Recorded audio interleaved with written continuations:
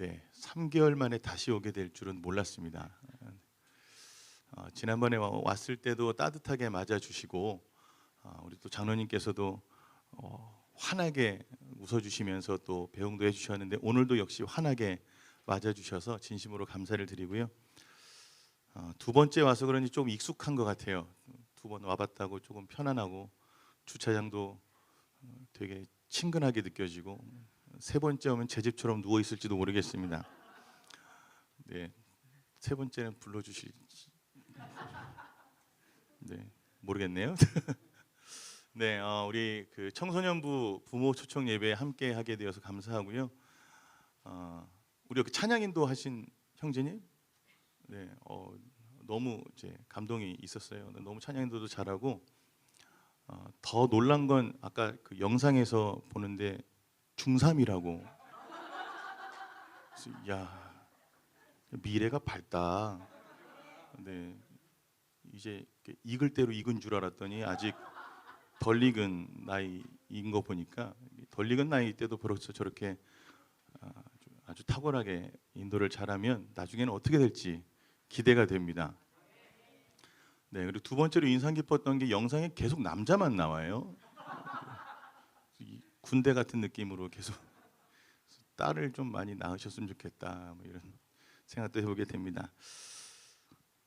오늘 우리는 나를 찾아라, 나를 회복하라라는 말씀 제목으로 함께 말씀을 나누려고 합니다. 제가 신학교 때에 이제 예비군 훈련을 가게 되면 대학교 그 예비군 훈련은 하루만 받게 됩니다. 그러면 우리 학교만 하는 게 아니라 옆에 있는 부천대학교 또 역곡역에 있는 가톨릭대학교 세 학교가 한 곳에 모여서 같은 날 이제 그 예비군 훈련을 받게 돼요. 그래서 이제 그 예비군 훈련 날짜가 돼서 가서 딱 서서 보면 구분이 안 됩니다. 이게 서울 신학대학교 학생인지 부천대학교 학생인지 가톨릭대학교 학생인지 구분이 잘 안 돼요. 뭐 같은 옷을 입고 있으니까 구분이 안 되는 것도 있겠지만 더 구분이 안 되는 건 하는 짓이 똑같아. 그러니까 신학대학교면은 이제 다들 뭐 전도사님이기도 하고 또 교회에서 사역을 한다고 하시는 나름대로의 어떤 조금 거룩해 보이는 삶을 살아가는 사람들인데 군복 입고 다 한 곳에 모아놓으니까 행동이 다르지 않더라는 말이에요. 담배만 안 폈다 뿐이지 다 딱 짝다리 짚고 다리 흔들면서 언제 끝나나 이러고 다 이러고 있어요. 근데 저기 우리 학교 학생이 아닌가 보면 뭐 후배도 있고 선배도 있고 다 똑같은 우리 학교 학생들도 옆 학교 학생들이랑 똑같이 행동을 하고 있다라는 말입니다. 여러분 왜 그럴까요?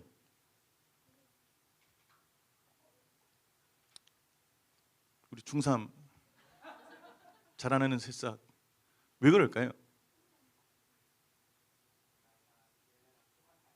똑같아야 될 것 같다. 그것도 일리가 한 번도 생각해보지 않았는데요. 그렇게도 말이 되네요. 역시 남달라요. 자기가 군복을 입고 있는 순간, 자기가 예비군으로 그 자리에 있는 순간 나는 더 이상 전도사가 아니죠. 나는 더 이상 신학생이 아닌 겁니다. 뭐예요? 나를 예비군으로 봐요. 내가 나를 예비군으로 생각하니까 이쪽 학교 예비군이나 신학교 예비군이나 하는 짓이 똑같아지더라는 말입니다. 무슨 말이냐면 내가 나를 어떻게 생각하느냐에 따라서 우리의 행동이 달라지고 생각하는 방법이 달라지게 된다는 말입니다. 이것이 정말 우리의 인생에서 중요한 일이죠. 내가 나를 어떻게 생각하고 나를 어떻게 인식하느냐가 우리의 삶을 결정하게 된다는 겁니다. 근데 문제는 뭐냐면 우리가 이 세상을 살아가다 보면 이 세상살이라고 하는 것이 내가 나를 온전히 보존하기가 쉽지 않다는 말입니다. 왜요? 세상에서는 끊임없이 우리에게 요구하는 것들이 있어요. 네가 이 학교에 들어오려면 이 정도 성적은 있어야 된다. 이 정도 등급은 받아야 된다. 네가 이 직장에 들어오려면 이 정도 스펙은 있어야 된다. 이 정도의 준비 과정은 거쳐야 된다. 뭐예요? 끊임없이 우리에게 자격을 요구합니다. 무수히 많은 자격들로 계속해서 우리들을 채워나가려고 하죠. 심지어는 뭐예요? 외모도 자격으로 여겨집니다. 그래서 벌써 수년 전의 일이지만 어떤 그 방청객 패널이 나와서 180 이하는 루저라고 얘기를 했던 게 굉장히 화제가 됐던 적이 있죠. 부모님들은 아시지 않나요? 네, 180 이하는 루저. 여긴 일단 저도 안 되거든요. 굉장히 이제 속상한 이야기인데, 왜요? 외모도 다 자격으로 따진단 말이에요. 잘생긴 사람, 못생긴 사람, 키 큰 사람, 키 작은 사람, 뚱뚱한 사람, 날씬한 사람 다 등급을 나누어서 끊임없이 우리에게 너의 가치를 증명하라고, 너의 존재가 어떤 존재인지를 증명해내라고 요구한다라고 하는 겁니다. 그러니까 뭐예요? 계속해서 세상에서 요구하는 그 명령에, 요구하는 그 요구에 나를 맞춰서 살려고 하다 보니까 정작 뭐냐면 나를 잊어버리게 된다는 겁니다. 내가 어떤 존재인지, 내가 무엇을 좋아하는지, 내가 어떤 것에 행복을 느끼는지 그거에 대해서는 전혀 관심을 둘 수가 없게 되어버렸다는 거예요. 제가 최근에 읽은 책 중에 자기계발 그 강의를 많이 하시는 김미경 강사님 아십니까, 여러분? 예, 그 김미경 강사님이 쓰신 딥마인드라는 책을 보게 되었는데, 이분이 그 책을 왜 쓰게 됐냐면 코로나 시절을 겪으면서 이분이 더 이상 강의를 할 수가 없으니까 인터넷으로 강의를 만들어서 올리는 콘텐츠 회사를 하나 만들었어요. 그리고 이 회사를 계속해서 키워나가다 보니까 스타트업 기업인데도 약 한 직원이 100명 정도가 되는 이 대기업, 대형 기업까지의 수준에 오르게 되었습니다. 그런데 문제는 뭐냐면 이렇게 덩어리가 커지다 보니까 이것을 유지한다는 것이 만만치가 않아요. 그리고 사람들로부터 이것에 흥미를 느끼게 만드는 콘텐츠를 제작한다는 것이 어마어마한 스트레스로 다가오는 겁니다. 100명을 유지하면서 그들에게 월급도 줘야 되고 이 회사의 가치도 계속해서 증명해내야 되는 이 압박감 속에서 점점 어떻게 되냐면 자기를 잃어버리게 되었다는 거예요. 집에를 들어가지를 못하는 거예요. 일주일 내내 집에를 못 들어가는 겁니다. 집에를 들어가도 2시, 새벽 2시나 3시쯤 들어갔다가 5시, 6시만 되면 나와야 되는, 끊임없이 일을 하지 않으면 불안해서 견딜 수 없는 상황까지 치닫게 되는 거죠. 한 번은 이 딸애가 전화가 온 거예요. 엄마, 나 너무 아파. 지금 너무 힘들어서 병원에 가야 될 것 같아. 근데 그때 이 김미경 씨가 첫 번째로 내뱉은 말이 뭐냐면, 엄마 바빠 죽겠는데 너까지 아프면 어떡해? 라는 말이었다는 거예요. 스스로도 충격을 받았죠. 자기 회사는 잘 굴러가는 것 같고 인정받고 사람들은 점점 늘어나고 있는 것 같은데 자기의 가정은 점점 파괴되어져 가는 것을 느끼게 된다는 겁니다. 그리고 그 압박감 속에서 뭐냐면 스스로의 마음이 평안하지 못하다는 것을 느끼게 돼요. 온갖 불안감 속에 휩싸이게 되면서 자기도 모르게 노트에다가 이렇게 쓰는 겁니다. 그냥 죽을까? 집에 들어가 보고 싶다. 무의식 중에 그냥 그 글을 쓰고 있는 거예요. 그러다가 문득 자기가 하는 모든 일들을 멈추고 생각하는 거죠. 나는 어떤 사람이었지? 나는 무엇에 행복을 느끼는 사람이지? 나는 무엇에 보람을 느끼지? 아주 근원적인 질문부터 다시 시작하기 시작했습니다. 자, 그리고 나서 그가 내린 결론은 뭐냐면 나는 많은 사람들 앞에서 좋은 이야기를 들려줄 때 가장 행복하지. 그래, 회사를 경영해야 하는데 몰두하지 말고 내가 좋아하는 일을 하자. 그러고서 결단한 것이 뭐냐면 직원을 30명으로 다 줄여버렸습니다. 콘텐츠 제작을 줄이고 강의할 수 있는 방법들을 또 다른 루트를 개척하여 나가기 시작하면서 자기의 삶을 되찾아왔다는 거예요. 그래서 일은 줄었고 수입은 그전보다도 못하지만 가정이 회복되기 시작했고 자기의 삶 속에 만족감을 누리기 시작했다는 겁니다. 여러분들은 어떠십니까? 여기 계신 부모님들은 어떠세요? 여러분들은 나를 잘 유지하면서 살아가고 계십니까? 아니면 세상에서 요구하는 끊임없이 많은 그 요구들 속에서 어떻게 해서든지 살아남아 보려고 애를 쓰며 살아가고 계십니까? 직장에 들어갔더니 직장에서도 어떻게 하면 잘리지 않을까 고민을 해야 되는 것이 우리의 현실로 다가오고 있다는 거예요. 대기업에 들어간 사람들도 대기업에 들어갔다고 좋다는 것이 아니라 벌써 50대만 돼도 눈총받기 시작하면서 젊은 사람들의 감각에 뒤처지게 되면서 이 온갖 스트레스를 감내하기가 너무 힘들다라는 고백들을 우리는 심심치 않게 듣게 되죠. 여러분, 이 시점에서 그렇다면 우리가 한번 생각해 봐야 되지 않겠습니까? 나는 나로서 잘 살아가고 있느냐 말입니다. 그럼 먼저 생각해 봐야 될 것이 무엇이겠습니까? 나라는 존재가 어떤 존재인지를 한번 고민해 봐야 되지 않겠어요? 나라는 존재가 어떤 존재인가? 우리는요, 예수님을 믿고 나서 예수님으로 말미암아 하나님의 자녀가 되었다라고 고백을 합니다. 아멘이십니까? 여러분들은 하나님의 자녀이십니까? 우리는 이것을 성경 안에서 거듭났다라고 표현을 하죠. 거듭났다는 건 다시 태어났다는 말 아니겠습니까?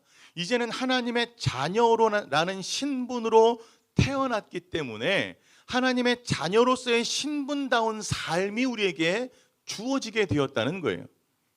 자, 그렇다면 우리가 나를 할 때에 중요한 것이 무엇이냐면 하나님의 자녀라는 신분이 갖고 있는 의미가 무엇인지를 고민해 볼 필요가 있다는 거예요.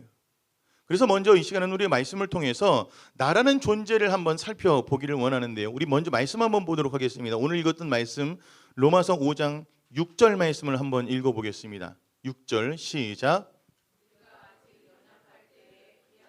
그리스도께서 경건하지 않은 자를 위하여 죽으셨도다. 자, 8절도 읽어보겠습니다. 우리가 아직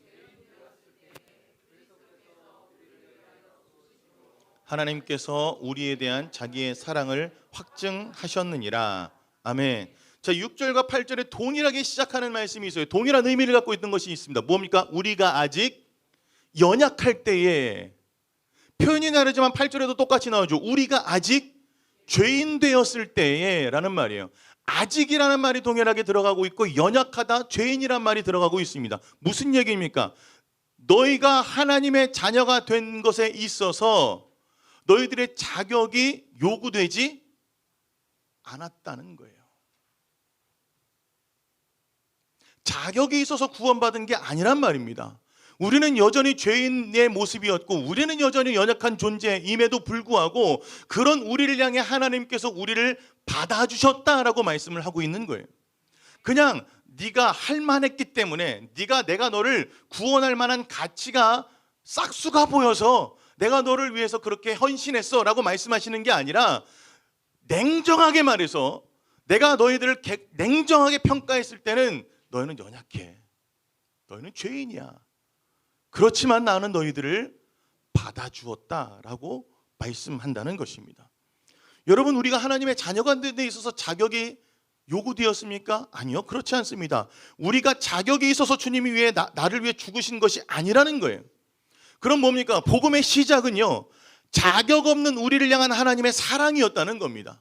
그것이 우리가 하나님의 자녀가 된 시작이라는 거죠. 그러면 뭐예요? 세상에서는요, 끊임없이 우리에게 자격을 요구해요. 그리고 자격에 못 미친 사람들은 필요 없다고 내치는 것이 세상의 삶인 반면에, 하나님께로 나아가는 자의 삶은 무엇이냐면 우리가 어떠한 모습이든지 간에 내가 너를 받아주겠다라고 하는 것으로부터 우리의 삶이 시작된다는 겁니다. 여러분, 시작이 완전히 달라요. 시작이 완전히 다르다고요. 그러니 뭐예요? 우리가 하나님 앞에서 나의 가치를 증명해낼 필요가 있습니까? 내가 하나님 앞에 잘 보이려고 애쓸 필요가 있어요? 그럴 필요가 없다는 거예요. 여러분들이 봉사를 많이 하기 때문에 하나님이 복 주시는 겁니까? 하나님 앞에 애를 많이 썼기 때문에 하나님께서 여러분들을 구원해 주신 거예요? 아니요. 하나님을 알지도 못했을 때에 하나님께서는 여러분들을 향한 계획을 준비하셨고 이루어 가셨다라고 말씀하고 있잖아요. 여러분, 이것이 깨달아지게 된다 그러면 내가 스스로 나의 가치에 대해서 고민하고 염려할 필요가 전혀 없는 것 아니겠습니까? 왜요? 이미 우리는 하나님 앞에 용납되어졌기 때문에, 하나님께서 우리를 받아주셨기 때문에 우리의 삶의 시작은 거기서부터 이루어지고 있다는 겁니다. 여러분, 하나님 앞에 잘 보이려고 애쓰지 마세요. 어떻게 하면 하나님께서 나를 이뻐하실까? 여러분들이 형편없게 살아도 주님은 여러분들을 이뻐하신다니까요. 이쪽은 몇 분 믿으시고 이쪽은 아예 안 믿으시고, 지금 아무도 아멘을 안 해. 믿어지지가 않아. 왜? 내가 잘해야 될 것 같아요. 제가 전도를 나가서 많은 사람들한테 물어보요. 여러분, 만일 오늘 밤 이 세상을 떠나신다면 하나님 나라에 들어가실 것을 확신하십니까? 역시 이쪽은 몇 분 아멘 하시고 이쪽은 아멘을 전혀 안 했어요. 많은 사람들이 거기에 아멘을 못 하더라고요. 제가 어떤 교회 전도 훈련을 가서 전도 훈련을 갔습니다. 그리고 거기에 어떤 권사님이 같이 전도를 하겠다고, 그 교회 권사님이 전도를 하겠다고 나오셨어요. 권사님이에요. 예수 믿은 지 한 30년, 40년 되셨대요. 직분도 권사님입니다. 전도를 하러 나왔다고 오셨어요. 제가 전도 포괄 훈련을 받았는데, 전도 포괄 훈련에서는 전도하러 나온 사람, 권사님 다 필요 없습니다. 일단 물어보고 시작해요. 전도하러 나왔어도 물어봅니다. 권사님, 만일 오늘 밤 이 세상을 떠나신다면 천국에 들어갈 것을 확신하십니까? 전도하러 나오신 분이에요. 그런데 뭐라고 대답하냐면 아니요. 아니, 자기도 못 들어올 것 같은데 누구를 전도하겠다는 건지 이해가 할 수가 없어요. 근데 여러분, 그것은 신앙의 실체였어요. 그러면서 왜 도대체 못 들어갈 것 같으십니까? 물어봤더니 자기가 십수년 전에 누구로부터 상처받은 일인데 자기가 용서하지 못했대요. 그래서 자기는 하나님께 받아들여질 수가 없대요.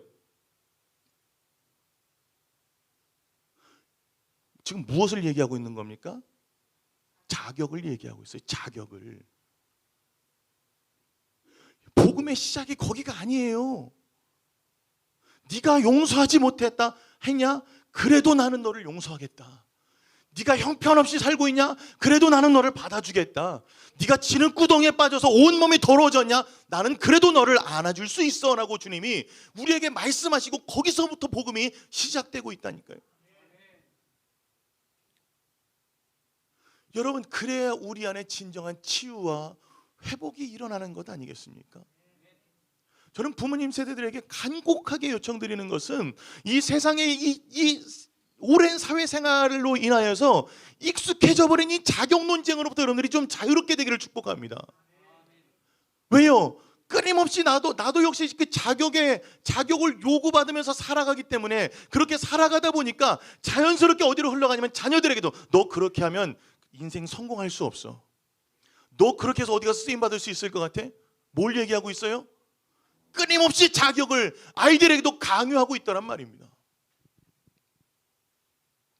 그런 우리들에게 하나님께서 말씀하시는 것은, 우리가 아직 죄인 되었을 때에, 다시 말하면 여전히 연약하고 여전히 부족하고 여전히 형편없는 그런 상태에 있는 우리지만, 그런 우리를 위해서 주님이 기꺼이 자신을 내어주셨다라고 말씀해 주셨다는 겁니다.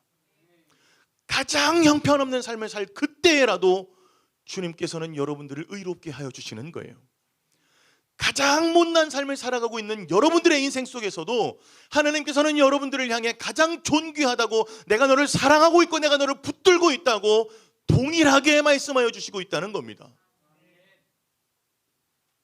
이게 믿어져야 되는 거예요. 그리고 6절 말씀 다시 한번 읽어보겠습니다. 다시 읽어볼게요. 시작.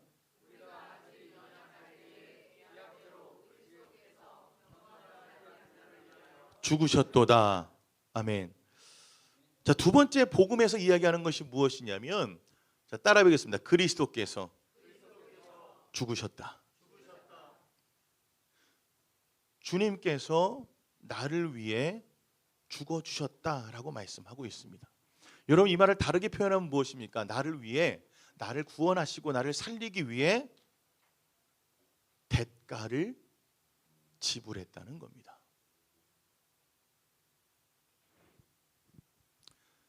자신의 목숨을 기꺼이 대가로 지불해 주셨다는 거예요. 여러분, 우리가 이 물을 요즘 얼마에 사시죠? 이 동네 시세가 되게 비싸네요. 이런 거 300ml 정도면 한 400원, 500원 정도 할까요? 100원이? 저긴 또 너무 싸네. 1,000원, 1,000원과 100원. 예, 딱 잘라서 500원 합시다. 예, 500원. 자, 이거 보통 500원 정도 하면 여러분들이 사서 드시겠죠. 어떤 편의점에 갔더니 5천 원에 팔아요. 그러면 여러분 사세요? 안 사십니다. 왜요? 너무 비싸다는 얘기 뭐예요? 이 물에는 5천 원만에 5천 원 정도의 가치가 없다는 얘기죠. 5천 원을 주고는 절대 안 사 먹겠다라는 이야기입니다.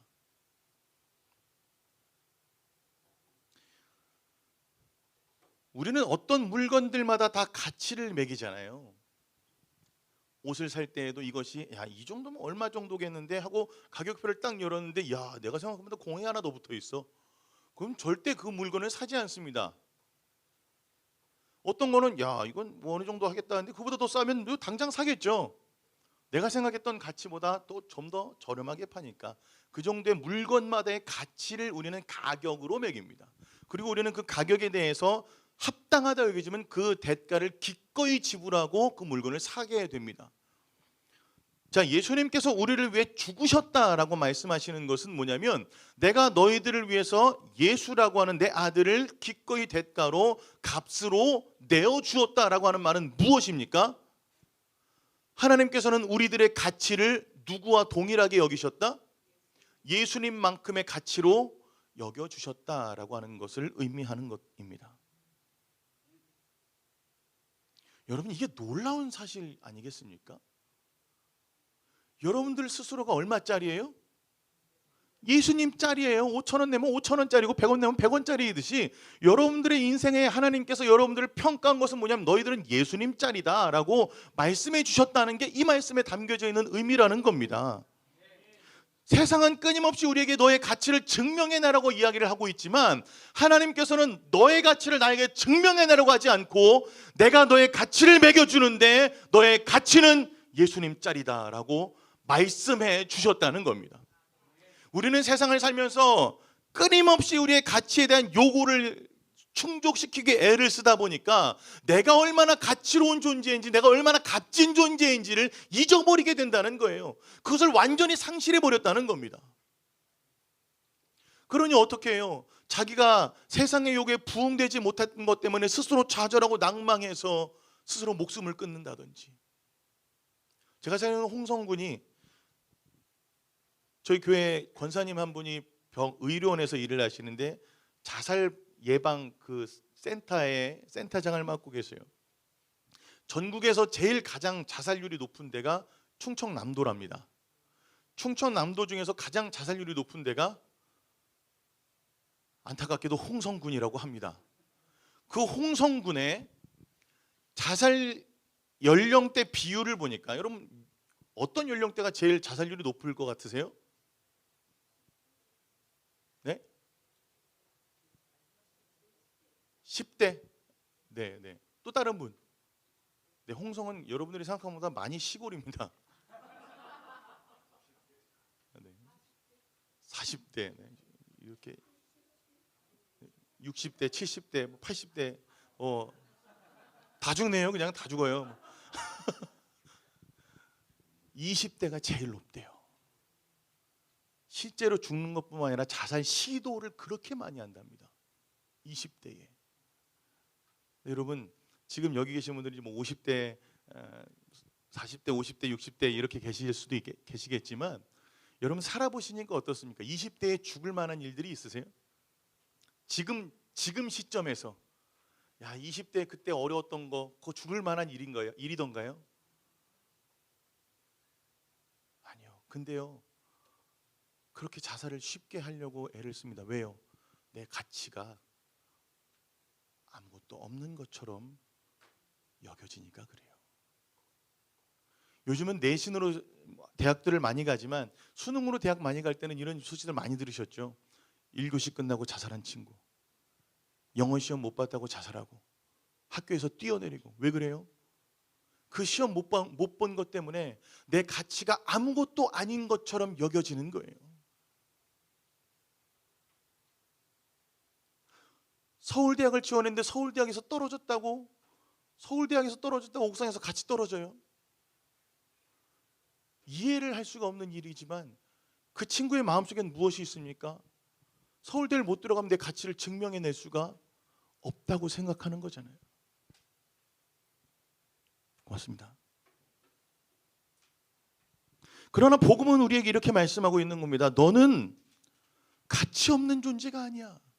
세상에서 아무리 너를 배척하고 세상에서 아무리 너희가 소외당한다고 할지라도 내가 너희들에게 부여한 분명한 가치가 있는데 너는 예수와 맞바꿀 만한 가치가 있다라고 하는 것입니다. 그것이 복음의 두 번째 메시지가 되는 거예요. 여러분, 세상의 판단으로부터 자유로워져야 된다는 거예요. 여러분들의 세상으로부터 자유로워져야 자녀들을 판단하는 데 있어서 자유로워질 수 있지 않겠습니까?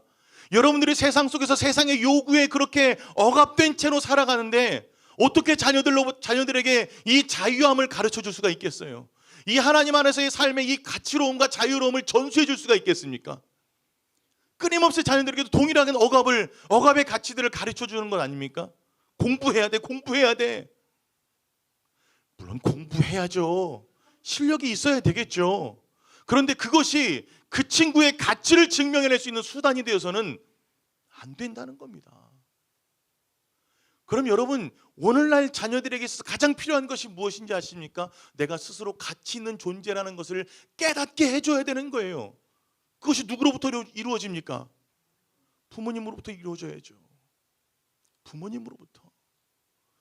네가 얼마나 소중한 존재인지, 네가 얼마나 가치 있는 존재인지 내가 깨달은 하나님의 말씀에 의하면 너의 어떠함과 상관없이 이미 너는 그 정도의 값이 지불된 존재라는 것을 알려줘야 된다는 겁니다. 그래야 아이들이요, 주눅들지 않아요. 세상의 요구에서부터 자유로울 수가 있어요. 키 좀 작으면 어떻습니까? 좀 못생기면 어떻습니까? 나를 잘생겨도 여기 좀 날아가서 살면 되지 뭐. 아무 상관없는 거예요. 내가 못생긴다는들, 내가 잘생겼다는들 부인이 10명, 20명 될 수 있겠습니까? 내가 이쁘다는들 남편이면 10명, 20명 되겠어요? 어차피 못생겨도 부인 하나 두는 거고 잘생겨도 부인 하나 두는 거고, 우리의 그리스도의 가치는 뭐예요? 한 명 두고 평생 행복하게 잘 살면 되는 거 아니에요? 이쁘고 잘생겨봐야 괜히 불안해가지고 더 가정 불안만 많이 생기지. 저거 저렇게 예뻐가지고 어디 나가서 딴짓 하는 거 아니야? 이런 생각으로 뭐 어디 불안해가지고 어디 밖에 내보내는 게 하겠습니까?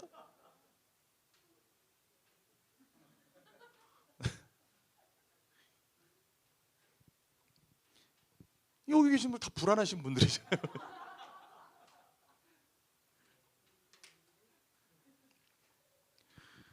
여러분, 우리는요, 세상의 가치가 우리에게 적용되지 않는다는 걸 깨달아야 됩니다. 가치 있는 존재가 되기 위해서 애쓰는 게 아니에요. 우리의 복음 안에서 우리의 삶은요, 가치를 증명하기 위한 삶이 아니라 가치 있기 때문에 살아가는 삶이어야 된다는 거예요. 이게 진짜인지 모르겠지만 제가 예전에 들은 얘기가 있어요. 사양 고양이, 아시죠? 되게 비싼 고양이라고 하더라고요. 네, 이 사양 고양이가 얼마나 건방진지 주인이 음식을 주면 자기 마음에 안 들면 안 먹는데요. 그리고 자기 마음에 드는 음식을 줘야 먹는 거예요. 그러니까 안 먹는데 어느 정도까지 안 먹으면 일주일이고 열흘이고 안 먹는데 내가 죽을지언정 이 음식 내가 안 먹겠다. 얼마나 건방져요. 그래서 사양 고양이 이런 거 되게 싫어해요. 고양이 주제에. 근데 여러분 거꾸로 생각해 보세요. 고양이도 자신의 가치를 그렇게 고귀하게 여겨서 아무거나 안 먹는단 말입니다. 그럼 우리는 왜 다른 사람들의 평가에 스스로 가치를 저하시키면서 나를 형편없는 사람처럼 그렇게 만들려고 하시냐는 말이에요.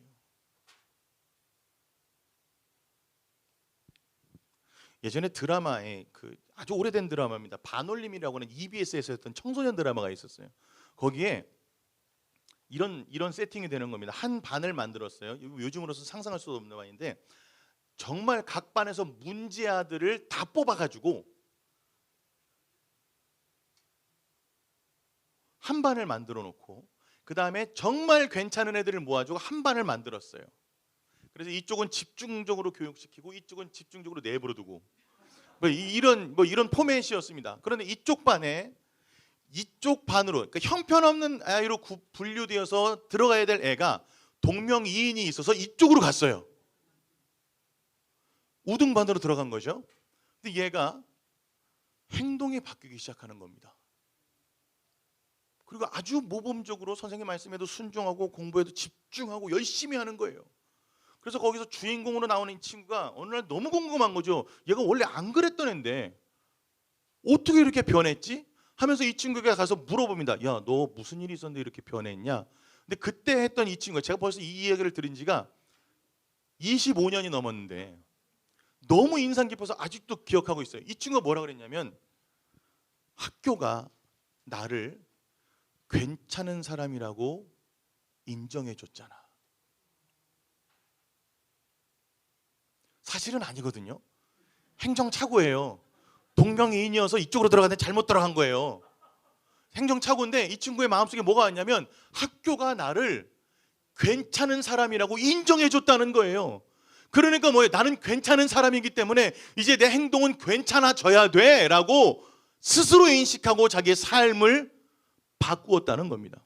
여러분, 복음이라는 것이 그런 거예요. 형편없는 우리예요. 사실은 세상에서 보잘것없고 죄의 종으로서 하찮은 인생으로 전락할 수밖에 없는 우리의 인생이지만, 하나님께서 그런 우리들을 향해 예수님을 지불해 주심으로 말미암아 너의 가치는 예수님을 지불할 만큼 아주 가치로운 존재로 내가 만들어 주었다라고 인정해 주셨다는 거죠. 그것이 우리의 삶의 시작인 겁니다. 그럼 이제는 누구와의 평가가 나에게 필요한 것이 아니, 그럴 필요가 없다는 거예요. 그러니까 다만 뭐예요? 나는 이미 가치로운 존재가 되었기 때문에 그 가치에 합당한 삶을 살아가게 되는 거죠. 가끔 뭐 여기는 부자들 많이 계실지 모르겠지만 뭐 도자기들 이렇게 막 고려청자 이런 거 키우는 게 아니라 그 뭐라 보관하는 집들 있잖아요. 예. 그렇죠. 죄송합니다. 제가 견문이 짧아가지고 소장하시는 분들이 있잖아요. 그러면 그 고려청자 이거 뭐 하나에 뭐 1억짜리야 뭐 이런 뭐 물건들 있잖아요. 그 아무데나 막 둡니까? 예?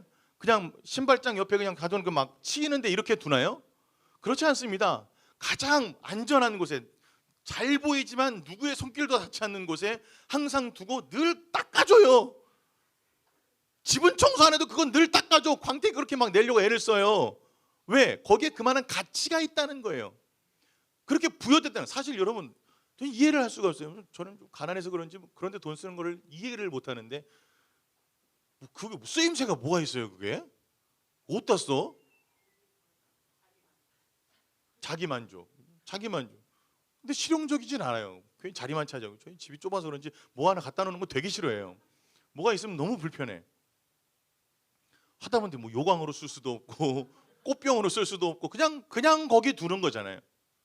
근데도 가치 있다고 여기니까 소중하게 관리해요. 여러분들 스스로는 여러분들의 가치를 어느 정도로 매기고 있냐는 겁니다. 여러분들의 자녀들을 향해 어떤 가치를 매기고 계시냐는 거예요. 무수히 많은 가정학자들이, 가정사역자들, 상담가들이 이런 얘기하죠. 제발 자녀들을 향해 비교하지 말라. 야, 너희 사촌 형은, 너희 사촌 오빠는 이렇게 대학 들어갔다더라. 아우, 그럼 그 사람 아들로 삼어.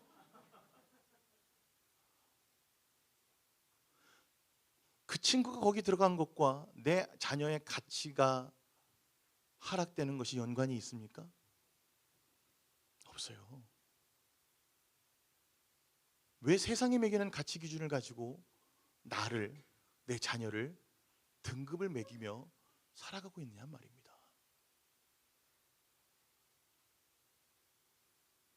그 하나님께는 아무런 관심이 없다는 거예요. 우리는 이미 가치로운 존재입니다.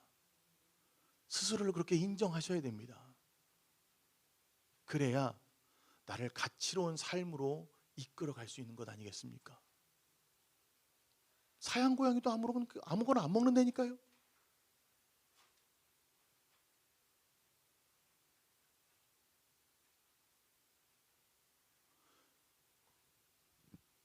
세 번째 복음의 메시지를 보겠습니다. 우리 8절 다시 한번 읽어보겠습니다. 8절 시작.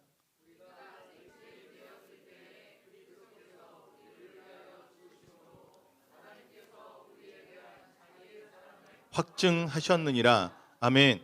우리에 대한 자기의 사랑을 확증하셨다라고 말씀하고 있습니다. 그러니까 뭐예요? 우리를 용납하시고 우리를 위해 기꺼이 지불하신 이유가 무엇입니까? 이유가 뭐예요? 사랑하기 때문에. 사랑하기 때문에요. 사랑을, 여러분 요즘 세대는요, 사랑을 갈구하는 세대 아니겠습니까? 끊임없이 누군가의 사랑과 관심을 갖기 위해 애를 많이 쓰고 있죠.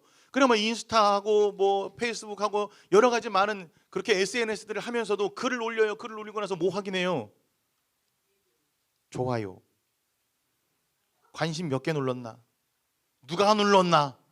그 목록까지 다 확인해 가면서 누가 나한테 관심을 가지고 있나? 내가 글을 올렸는데 아무도 관심 없으면 괜히 혼자 우울해지고. 왜 그래요? 사랑이 필요하다는 거예요. 사랑이 필요하다는 거예요. 사랑을 갈구하는 사람들의 허덕임이 있다는 겁니다. 그래 막 뉴스에서도 나오잖아요. 헤어지자고 해서 보복함을 가지고 뭐 연인을 살해했다. 칼을 들고 뭐 찾아갔다가 붙잡혔다. 이런 얘기. 왜요? 나는 사랑 없으면 못 산다는 거예요. 근데 여러분, 복음의 시작은 무엇입니까? 이미 너희가 이 사랑이 너희 안에 충분하다는 거예요. 사랑받지 못하고 있냐? 아니, 내가 너를 사랑한다니까. 내가 너를 사랑해. 어느 정도까지 사랑하는 줄 아니? 내가 내 아들 예수를 너희들에게 주기까지 나는 너를 사랑해. 이 사랑이 여러분들 안에 채워지고 계십니까? 이 사랑이 여러분들의 마음을 풍족하게 하고 계십니까? 가진 것 없어도 세상으로부터 아무리 나를 가치 평가 절하당한다 할지라도 이 사랑 안에서 나의 마음이 풍성해짐을 누리고 있습니까? 여러분, 그것을 다시 점검해 봐야 돼요. 왜 아이들에게 그렇게 닥달하십니까? 혹여 이것이 내 안에 사랑이 부족하기 때문은 아닐까요? 나도 역시 사랑받지 못하기 때문에 사랑받기 위해서 애쓰며 살아가고 있기 때문에 너도 누군가에게 사랑을 받으려면 그만한 대가를 지불하고 그만한 자격을 갖춰야 된다고 자녀들에게 요구하고 있는 것은 아닙니까?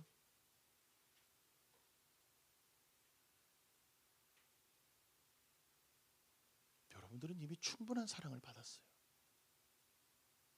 이보다 더 큰 사랑을 받을 수 없을 만큼 받으셨다는 겁니다. 이게 복음이에요. 이것이 내가 하나님의 자녀가 되었다는 증거입니다. 그러니 뭐예요? 아들까지도 되어주신 이가 너의 인생을 책임져 주지 않겠느냐? 주님이 우리에게 말씀하시는 거잖아요. 주님이 여러분들의 인생을 붙잡고 계시다니까요. 안 믿어지세요? 믿어주시면 이렇게 하라고 말씀하시죠. 아멘 이라고 하라고 목사님들이 많이 가르쳐 주시잖아요. 네, 아멘이 무슨 뜻이에요? 믿습니다. 그렇게 되기를 원합니다. 근데 별로 원하지도 않고 믿어지지도 않는지 입술을 굳게 다물고 계시면 할 때까지 하나님께서 여러분들의 인생을 붙잡고 계십니다. 아들까지도 되어주신 하나님께서는 여러분들의 인생 가운데, 여러분들의 일생 가운데 내가 너와 함께 하겠다라고 말씀하여 주고 있습니다. 그럼 뭐예요? 우리는요, 그분의 말씀만 따라가면 되는 거예요. 세상의 요구와 세상의 가치 판단이 아니라 주님이 내게 뭐라고 말씀하시는지, 주님께서 나를 향한 계획이 무엇인지, 주님이 나를 향해 어떤 방향으로 이끌어 가실지 거기에 관심을 두고 살아야 진정 나에게 생명을 부여해 주신 나로 하나님께서 나의 인생을 가장 아름다운 삶으로 이끌어 가실 것이기 때문에 우리의 모든 관심이 거기에 쏠려 있어야 된다는 겁니다.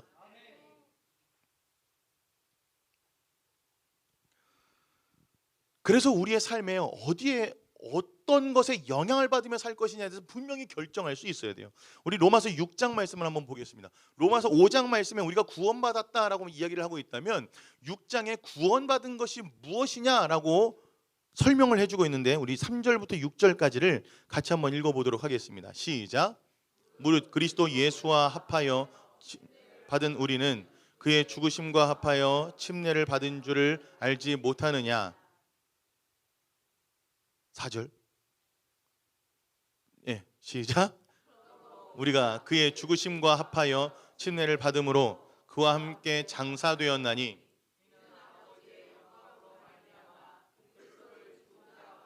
살리심과 같이 우리로 또한 새 생명 가운데서 행하게 하려 함이라.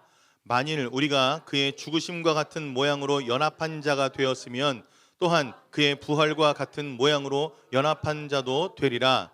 우리가 알거니와 우리의 옛 사람이 예수와 함께 십자가에 못 박힌 것은 죄의 몸이 죽어 다시는 우리가 죄에게 종노릇하지 아니하려 함이니. 아멘.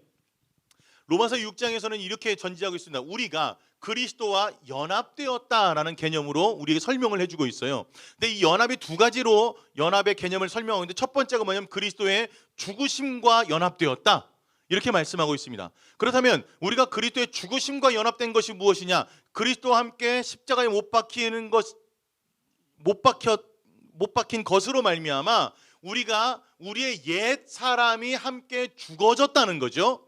자, 그렇게 우리의 옛 사람이 죽어짐으로 말미암아 더 이상 어디로부터 자유롭게 됐냐면 죄라고 하는 것으로부터 우리가 자유한 존재가 되었다는 거예요. 이걸 7장에 가서는 결혼의 개념으로 이야기를 하는데, 자, 우리가 부부관계에 있을 때는 서로에게 의무가 있죠. 그런데 남편이 죽거나 혹은 아내가 죽으면 더 이상 그 아내 혹은 남편에 대해서 의무가 있습니까? 없어요. 의무가 없어요. 무슨 말이냐면 내가 아내가 살아있을 때는 딴 여자를 만나는 것이 용인돼요? 안 돼요? 이거 안 돼요. 그런데 아내가 죽었단 말이죠. 아내가 죽어서 내가 딴 여자를 만났는데 그걸 가지고 저거 아내가 살아있었는데 아내가 죽었는데 어떻게 딴 여자를 만나? 이런 사람이 있어요? 이건 없어요. 왜? 더 이상 죽은 사람에 대해서는 우리가 관여할 이유가 없기 때문이라는 거예요. 자, 우리가 그리스도와 함께 죽으심으로 말미암아 죄에 대해서 죽었다라고 하는 건 더 이상 죄의 영향력을 받을 필요가 없다라는 거죠. 조금 더 쉽게 설명을 해드릴게요. 여러분들이 직장을 다니다가 이직을 하게 됩니다. 다른 회사로 옮겼어요. 자, 회사를 옮기게 되면 이제 더 이상 이전의 회사의 일과 관계가 있어요, 없어요? 회사에 관계가 없어요. 그런데 우리가 어떻게 사냐면 그쪽 회사에서 뭔가 자꾸 연락을 해서 이것 좀 해줘, 이것 좀 해줘야 되는데 이것 좀 기한까지 맞춰서, 근데 거기에 대고 네 알겠습니다 하면서 계속 거기 요구를 들어주고 있는 거예요. 그럼 이쪽 회사에서는 뭐라 그럴까요? 너 다시 가. 너 그렇게 살려면 그냥 다시 가. 이런 거 아니겠어요? 아주 미련하고 아주 멍청한 사람으로 치부당하는 것이 바로 이런 삶을 사는 거라는 거죠. 우리가 그리스도와 함께 죽음으로 말미암아 죄에 대해서 영향력이 나에게 끊어졌는데 죄는 끊임없이 우리에게 요구를 한단 말이에요. 이렇게 하는 게 좋아. 세상 죄의 한복판에는 이 세상이라고 하는 객체가 끊임없이 우리에게 죄의 삶을 우리에게 요구한단 말이에요. 그런데 우리가 거기에 부응할 필요가 있어요, 없어요? 없어요. 법적으로 없어요. 영의 법칙에 따르면 우리가 거길 따를 이유가 전혀 없다는 거예요. 따를 이유가 없는데 그렇게 안 따르며 살아가고 계십니까? 그래도 세상을 살리면 그래도 세상이 요구하는 것들은 잘 내가 자격을 좀 갖춰줘야지, 잘 해야지. 아니, 우리가 성경에서 요셉이 감옥에 갇혀 있다가 애굽의 총리가 된, 할렐루야 아멘, 야 하나님은 살아계십니다. 그 하나님이 여러분들이 하나님이라니까요. 역시 이쪽에 계신 분들은 아멘을 전혀 하지 않고 계세요. 그 하나님이 여러분들의 인생 가운데서 역사하시는 분이라니까요. 우리가 하나님을 따라야 될 이유는 우리는 이제 하나님의 영향력을 받은 존재로 변화되었기 때문이라는 거예요. 그래서 뭐예요? 그리스도의 죽으심과 함께 연합되었고 다시 그리스도의 부활하심과 함께 연합되었는데, 두 번째 그리스도와 함께 부활과 연합되었다는 것은 무엇이냐면 이제 새 생명 가운데 행하게 하려 함이라, 이렇게 말씀하고 있습니다. 그럼 뭐냐면 너의 인생을 지배하는 것은 이제 더 이상 뭐냐면 죄의 법이 아니라 세상의 가치가 아니라 세상의 요구가 아니라 하나님께서 너에게 부여하신 그 가치를 가지고 살아가는 것이고 하나님의 말씀의 지배에 따라 살아가는 것이 너희들의 마땅한 삶이 되었다라고 선언해 주시고 있는 겁니다. 그러니까 우리는요, 하나님의 말씀을 따라가며 살아가게 된다면 이 세상의 흐름 속에서 살아가고 있지만 이 세상의 흐름과는 상관없는 삶을 하나님의 방법대로 이루어가시는 삶을 경험하면서 살 수가 있게 되었다는 겁니다. 그게 우리의 합법적인 존재라는 거예요.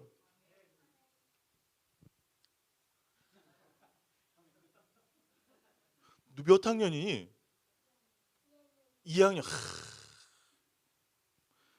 복될지어다. 그럼 우리는요, 날마다 내가 하나님의 말씀대로만 살아가게 되면 하나님께서 우리의 인생을 끝까지 그렇게 붙들고 가시는 거예요.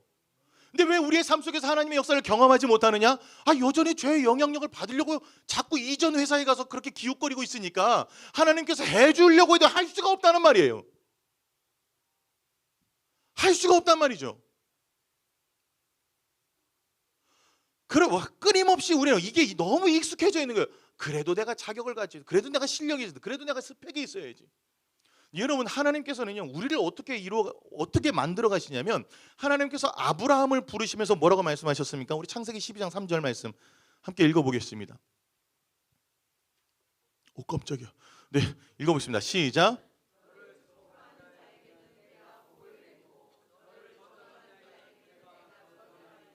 땅의 모든 족속이 너로 말미암아 복을 얻을 것이라 하신지라. 아멘. 목사님, 몇 시까지 해야 돼요? 밥이 언제 돼요? 6시요? 할렐루야.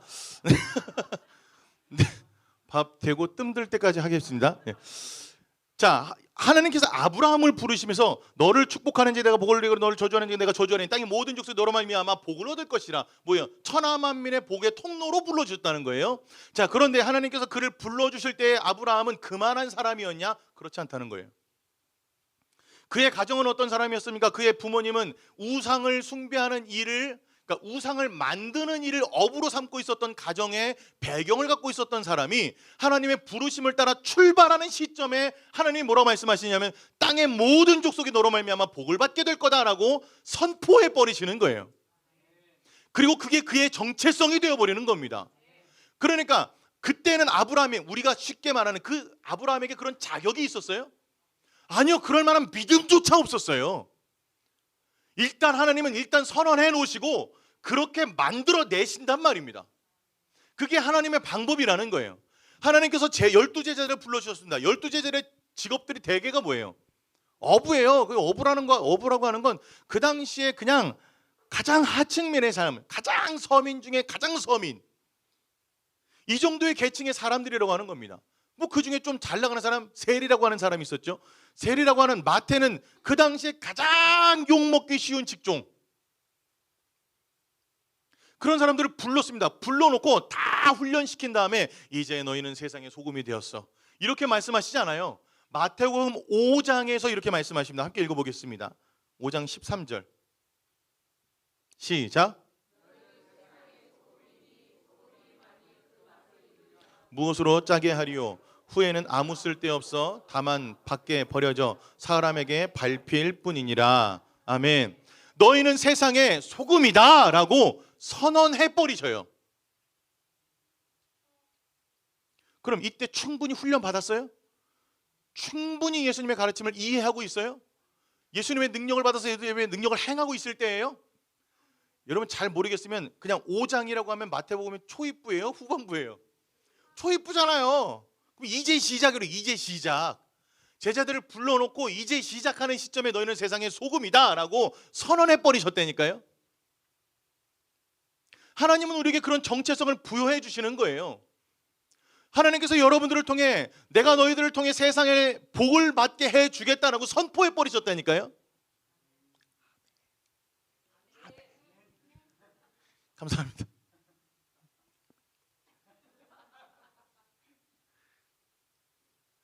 자, 그러면 내가 노력해서 되는 거예요, 그게? 내가 노력해서 돼요? 아니요, 하나님이 우리를 그렇게 만들어 가신다니까요. 어떤 자들을 그렇게 이루어 가십니까? 하나님을 믿고 끝까지 따라가는 자들을 하나님께서 그렇게 만들어 가시는 거예요. 여러분, 다윗이 어떻게 이스라엘의 통합왕이 될 만한 조건이 있었습니까? 베들레헴의 저 시골 마을의 출신, 아무도 알지 못했던 그 7 아들 중에 막내, 조건이라고 따져보면 아무것도 할 수 없을 것 같은 그런 존재를 하나님이 주목하고 불러내셔서 일단 기름부터 부어놓으시고 그 다음에 다듬어 가셔서 왕까지 세우시잖아요. 주님이 이루어 가셨다고요.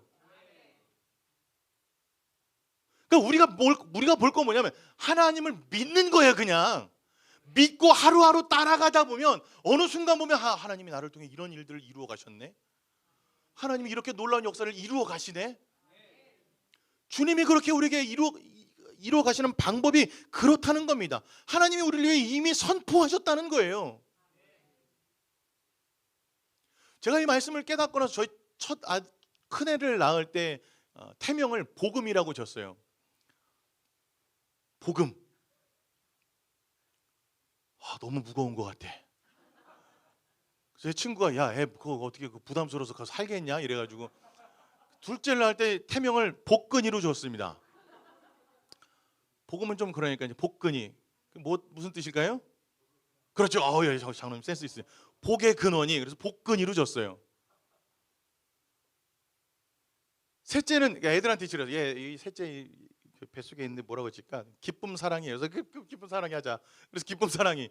넷째는 하나님께서 넷째가 생겼을 때에 제 마음속에 하나님께서 주신 마음이 아니라 제 혼자 마음에 아내가 넷째가 생겼어. 청천벽력 같은 일이. 야, 어떻게 사냐?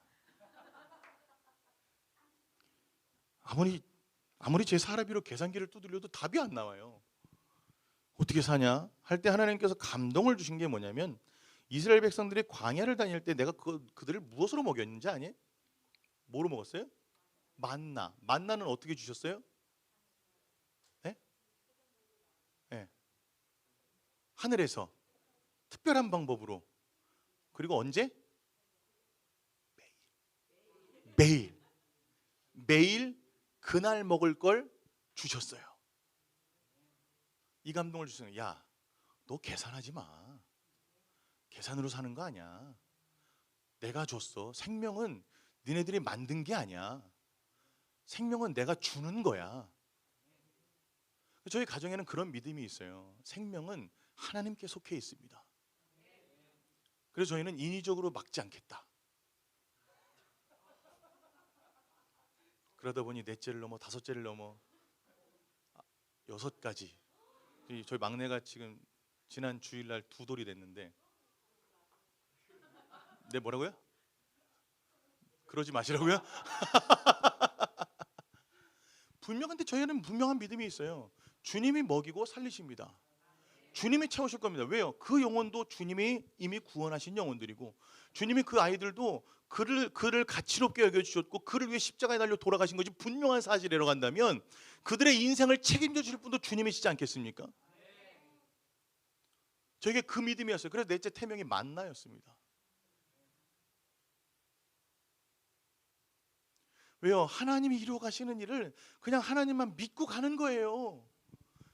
그렇게 하면 하나님이 결국에는 그 모든 일들 가운데 하나님의 하나님 되심을 드러내신다니까요.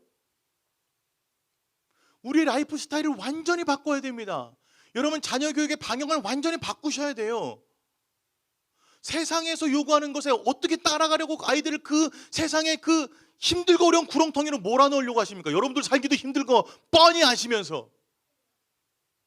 여러분들도 살아보셔서 아잖아요. 어렵다는 거 아시잖아요. 그러니까 어려우니까 더 열심히 해야 돼? 더 열심히 하면 쉬워집니까? 아니요. 영적으로 그게 맞지 않아요. 영적으로 그게 맞지 않다고요. 하나님은 우리를 하나님의 자녀로 불러주셨어요. 하나님의 자녀로 불러주셨다면 하나님의 자녀를 주님이 책임져 주시고 주님이 이끌어 가실 것이기 때문에 우리는 주님의 말씀에만 따라가면 주님의 놀라운 일들을 이루어 가신다니까요. 아직도 못 믿는 눈치가 있어요. 그냥 우리 애들이 빨리 컸으면 좋겠어요. 하나님이 내가 이 아들 이렇게 키운 걸 내가 보여줬지? 라고 하신 걸 좀 증명해 주고 싶어. 저한테는 그런 믿음이 있어요. 여러분들 안 믿어도 상관없어요. 저는 믿음이 있으니까. 제 아이들이니까 제게 주신 아이들이니까 저만 믿음이 있으면 되니까 그 믿음 가지고 주님이 키워가실 것입니다. 제가요, 저희 어머니가 목사님이세요. 저희 큰형이 목사님입니다. 저희 작은형도 목사님이에요. 저희 큰형은 영국에서 목회를 하고 작은형은 미국에서 목회를 하고 있어요. 이 양반들이 다 해외 동포라. 저는 분명히 삼형제로 태어났는데 지금 외아들이에요. 형님들을 본 지가 하도 오래돼가지고 목소리만 확인할 수 있지 생긴 건 잘 모르겠어요. 이제 목회자의 가정에서 태어났습니다. 제가 태어나기 전에 저희 어머님이 예수님을 믿었어요. 저는 저만 모태 신앙이에요. 형들 중에 삼형제 중에 형들은 안 모태. 태어나고 나서부터 이제 예수님을 믿기 시작했고, 저는 이미 어머니 뱃속에서부터 예수님을 믿기 시작했습니다. 저희 어머니 예수님을 믿고 나서 극심한 믿음의 훈련 가운데 들어가기 시작했을 때에 저희 아버지가 경영하시는 공장에 불이 나면서 쫄딱 망했습니다. 저 태어나고 나서. 태어나기 전에는 잘 살았다고 하는데 태어나서 쫄딱 망했어요. 저는요 7살, 8살 때, 5살 때 유치원을 다니다가 중퇴를 했습니다. 저는 유치원 중퇴예요. 학년 미달자입니다. 여러분들은 그런 사람들한테 말씀을 듣고 있어요. 제가 초등학교 들어갔습니다. 아무도 저를 돌봐줄 사람이 없었어요. 저희 어머니는 낮에는 가서 교회에서 사역을 하시고 저녁에는 신학교를 다니셨기 때문에 아침 8시 반에 나가면 저녁 10시에 들어오셨어요. 아버지는 공장이 망하시고 나서 부도가 나서 쫓겨다니면서 집을 나가셨어요. 아버지가 안 계셨습니다. 형들은 저보다 7살 많고 9살 많아요. 중학교, 고등학교에 다니고 있었습니다. 그러니까 저는 돌봐줄 사람이 없었어요. 그러니까 동네에서 뭐라 하면 저 거지라 그랬어요. 여러분 지금 믿으실지 모르겠지만 저는 어렸을 때 영양실조였습니다. 저는 되게 슬픈 얘기인데 많은 사람들이 얘기만 하면 웃으세요. 그래서 예전에 설교를 하려고 슬프게 설교를 하려고 얘기를 했다가 하도 웃어가지고 이제부터는 그냥 웃기기 위해서 얘기를 합니다.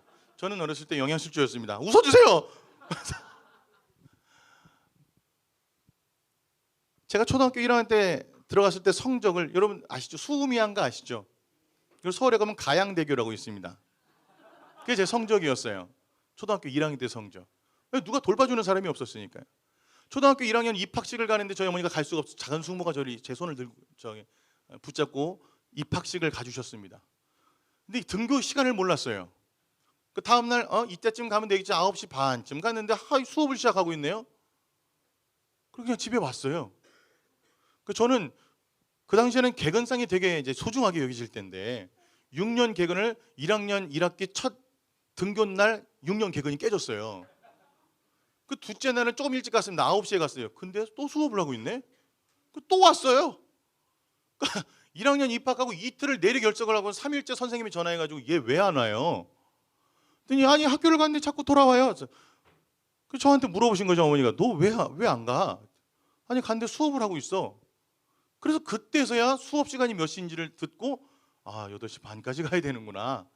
그 다음부터 3일차부터 학교를 제대로 등교했습니다. 제 어린 시절 과거 그래요. 그러니 누가 공부를 봐주기를 하나, 누가 챙겨줄 수가 있나?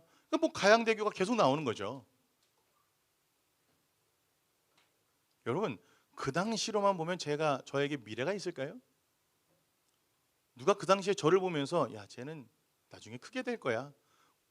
이런 상상을 하실 분이 있으십니까? 저희 어머니가 얼마나 바쁘셨는지 제가 중간고사를 봐요 라고 말하지 않으면 중간고사 있는지도 몰랐어요. 그러니까 저는 공부하기 싫어서 중간고사 얘기를 안 했습니다. 한번 저희 교회 다니는 저희 반 친구가 얘기를 해서 걸려가지고 죽도록 맞은 적이 있어요. 근데 제 성적은요 초등학교 1학년 때부터 고등학교 3학년 때까지 올랐습니다. 오를 곳이 많아요. 처음에 빗바닥을 찍으면 위에 오를 곳이 많아요. 그리고 저는 서울신학대학교 기독교교과를 수석으로 입학했습니다. 제 자랑하자는 게 아니라 제가 그만큼 열심히 노력했다는 얘기를 하는 게 아니에요. 전 노력하지 않았습니다. 한 가지 했던 건 저희 어머니가 물리적으로 저를 돌봐주실 수 없었기 때문에 저희 어머니가 목숨 걸고 기도하셨어요. 정말 목숨 걸고 기도하셨습니다. 그건 제가 압니다. 목회를 하실 때도 제가 부교육자로 저희 어머니 밑에서도 있었는데 저희 어머니가 심장에 앉아서 60대 때 한번 입원을 하셨어요. 제가 간호를 하겠다고 옆에서 잤습니다. 저는 진짜 그냥 잤습니다. 6시 반쯤 됐는데 기도 소리가 들려요. 저는 자고 있는데 심장에 앉아서 입원하신 양반이 6시 반에 일어나서 교회를 위해서 자녀들을 위해서 기도하셔요. 그 기도가 저를 붙들게 해주셨고 그 기도를 통해 하나님께서 주신 지혜로 저의 성적은 끝까지 올랐어요. 저는 학원 한번 다녀본 적이 없습니다. 미술학원 한 달 다녀봤어요. 한 달. 그 교회 집사님이 한번 와보라 그래서. 그리고 낼 돈이 없어서 못 다녔습니다. 하나님이 키우시더라고요. 저는 제가 그렇게 컸기 때문에 제 자녀들에게 뭘 많이 해준다? 그런 생각 못합니다. 할 수도 없습니다. 돈이 없어요. 6을 키우려면 돈이 진짜 많이 들더라고요.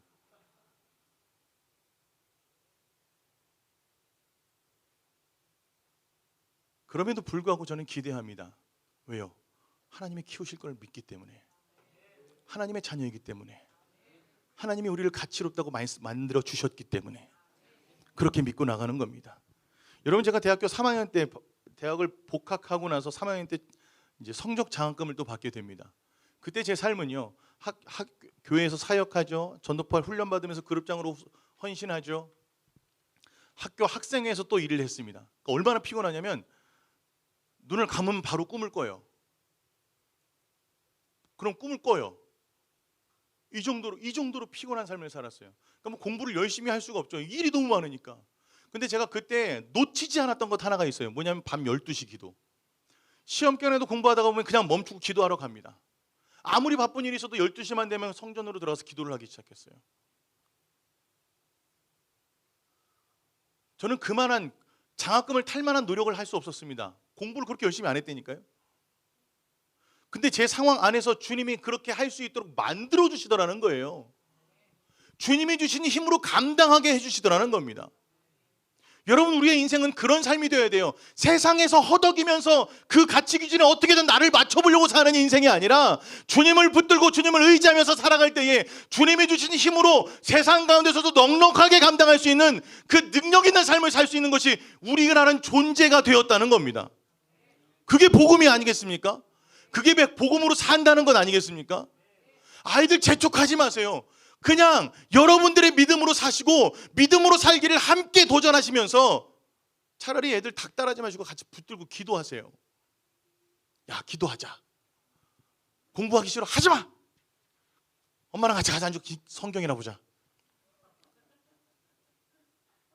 그거 앉혀놓고 공부한다고 해서 공부해요? 안 해요. 저는 안 합니다. 억지로 앉아봐야 공부에 머릿속에 들어오는 거 하나도 없어요. 하기 싫으면 억지로, 괜히 돈 써서 학원 잔뜩 보내보세요. 학원 가서 딴짓 한다니까요. 돈만 지질하게 들어가고 되는 거 없어요. 내가 너희들 학원 안 다니게 해줄게, 얘들아.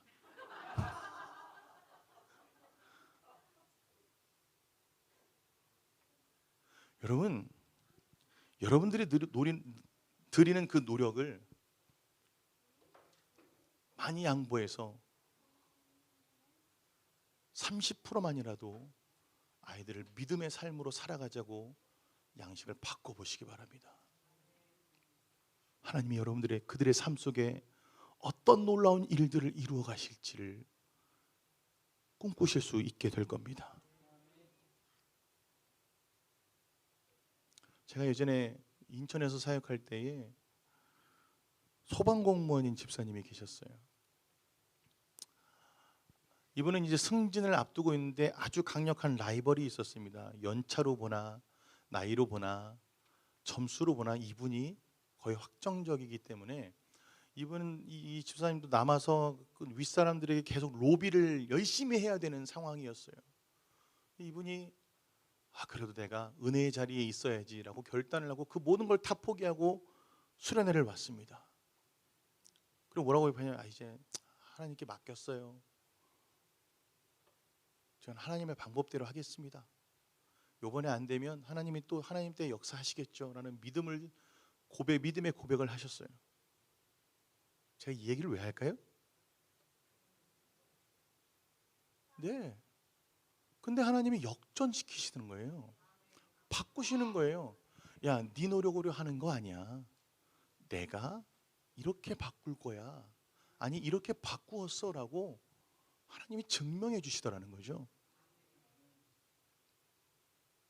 여러분, 아등바등 노력하면서 윗사람 눈치 봐가면서 어떻게 해서든 잘 보이려고 애쓰면서 살아가는 것보다 여러분, 어떤 게 더 신나고 즐거운 삶이 될 수 있겠습니까? 어떤 게 더 재미난 삶이 될 수 있겠습니까? 세상은 끊임없이 우리들에게 자격을 요구합니다. 그리고 자격에 미치지 못하면 언제든지 우리를 내칠 준비를 하고 있습니다. 언제든지 우리를 내칠 사람 세상 앞에서 왜 우리가 잘 보이면서 살려고 애를 써야 됩니까? 그런데 하나님은 우리가 가장 형편없을 때에는 오히려 우리에게 찾아와 주셔서 우리의 먼지도 털어주시고 우리의 더러움도 씻겨주시면서 넌 할 수 있어. 내가 너를 그렇게 만들었어. 내가 너를 그렇게 가치로운 존재로 삼아줬어. 일어나자. 격려해 주시는 그 주님께 우리의 삶을 맡겨드리면서 사시겠습니까? 여러분 무엇을 선택하시겠습니까? 명확하게 결정되어 있는 사실 아닙니까? 우리가 자녀들에게 가르쳐야 될 것이 무엇인지 분명한 것 아니겠습니까? 세상의 경쟁사의 논리대로 아이들을 밀어넣으려고 하지 마십시오. 얼마나 불쌍합니까? 왜 내가 살았던 그 힘들고 어려운 삶의 가치 속으로 아이들을 동일하게 몰아넣으려고 애를 쓰고 계십니까? 하나님이 여러분들의 인생을 책임져 주십니다. 하나님께서 여러분들의 삶을 분명히 아브라함을 복의 근원으로 삼아 주셨던 것처럼 다윗을 이스라엘의 왕으로 삼아 주셔서 이 한 나라를 책임질 수 있는 사람으로 만들어 주셨던 것처럼 요셉으로 하여금 애굽뿐만 아니라 그의 가정을 책임져 줄 수 있게 만들어 주셨던 것처럼 우리가 하나님을 믿고 의지하며 나갈 때에 하나님의 자녀로서 하나님을 선택하면서 살아가게 될 때에 생각지도 못한 일들을 여러분들의 삶 속에서 이루어가 주실 것이라는 겁니다. 이제 여러분 결단하시기 바랍니다. 다시금 여러분들의 선택을 조정하시기 바랍니다. 여러분들은 어떤 존재이십니까? 복음이 말하는 여러분들은 누구이십니까? 하나님은 가장 형편없는 우리들을 용납해 주셨고 가장 가치없는 우리들에게 예수님의 가치를 부여해 주셨고 가장 자격 없는 우리들을 기꺼이 사랑해 주심으로 하나님의 자녀 삼아 주셨습니다.